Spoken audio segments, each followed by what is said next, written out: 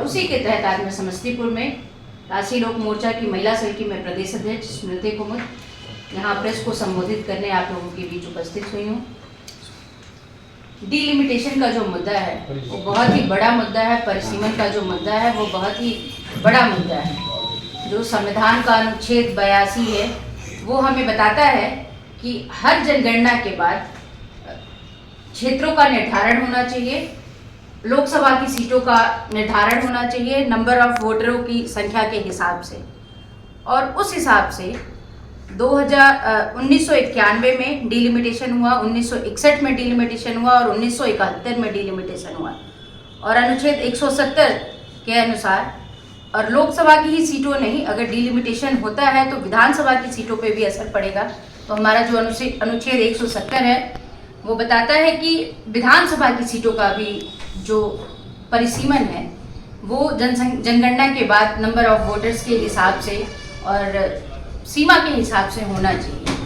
उसके तहत 3 बार परिसीमन हुआ और 1976 में इमरजेंसी के बाद 42वें संविधान के 42वें संशोधन के बाद डिलिमिटेशन को एक कैप के तहत 25 साल के लिए पोस्टपोन कर दिया गया और 2001 में पुनः वो 25 साल के गैप को बढ़ा दिया गया अगेन। तो जो डिलिमिटेशन का समय है, जो परिसीमन का समय है वो 2026 है। हमारे नेता माननीय उपेंद्र कुशवाहा जी और हमारी पार्टी राष्ट्रीय लोक मोर्चा पहली पार्टी है जो इस मुद्दे पे मुखर होकर बोल रही है। और हम थोड़े दिन पहले वाल्मीकि नगर में हमने राजनीतिक मंथन शिविर किया था जहाँ पे 14 प्रस्ताव पारित हुए थे और उसमें से एक मुख्य प्रस्ताव के तौर पे हमारा डिलिमिटेशन का मुद्दा है, परिसीमन का मुद्दा है। वहाँ ही हमारे नेता ने इस पे आवाज उठाई और उन्होंने बताया कि डिलिमिटेशन जो है वो हमारा हम संविधान की तरफ से हमको अधिकार मिलता है, जो संविधान में निहित है कि डिलिमिटेशन होना चाहिए। और वही उन्होंने एक नारा दिया कि संवैधानिक अधिकार परिसीमन सुधार, यह हमारा अधिकार है और हम इसको किसी भी तरीके से लेके रहेंगे। डिलिमिटेशन की वजह से जो परिसीमन है उसकी वजह से कई तरह की विकास की जो दर है वो रुकी हुई है, लोगों का प्रतिनिधित्व कम है। साउथ की जो राज्य है वहां पे 1971 तक जनसंख्या की जो वृद्धि थी वो मैक्सिमम हो चुकी थी और उत्तर भारत के जो राज्य हैं वहां 1971 तक जनसंख्या की वृद्धि जो है उस स्तर तक नहीं पहुंची थी।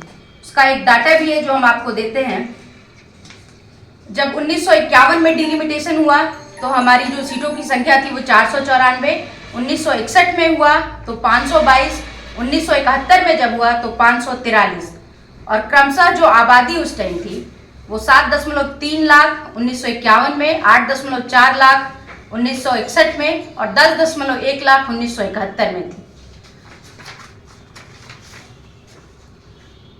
और जनसंख्या की बात करते हैं जब हम तो 1881 से लेके 1971 के बीच में दक्षिण के राज्यों की आबादी करीब 3 गुना बढ़ी, 4.62 करोड़ से लेके 13.53 करोड़ हो गई। जबकि इसी कालखंड में उत्तर प्रदेश की आबादी महज 2 गुना यानी 4.5 करोड़ से लेके 8.4 करोड़ हुई। और बिहार में 1901 में जो आबादी थी 2.12 करोड़ और 1921 में 2.13 करोड़, मतलब 20 साल में जो ये आबादी है वो बहुत ही नॉमिनल बढ़ी, बहुत ही कम बढ़ी। और 1971 तक ये जो आबादी बढ़ी है ये 4.21 करोड़ हुई, जो लगभग दुगुनी हो पाई।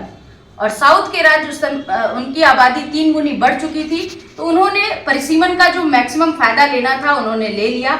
और उत्तर भारत के जो राज्य हैं वहाँ 71 के बाद परिसीमन न होने की वजह से कांग्रेस की सरकार में इमरजेंसी में जो एक कैप लग गया उसके बाद परिसीमन नहीं हुआ। हमारे यहाँ जो लोकसभा की सीटें हैं वो 40 हैं और परिसीमन न होने के कारण वो सीटें 40 ही रहेंगी। अगर परिसीमन होता है तो ये जो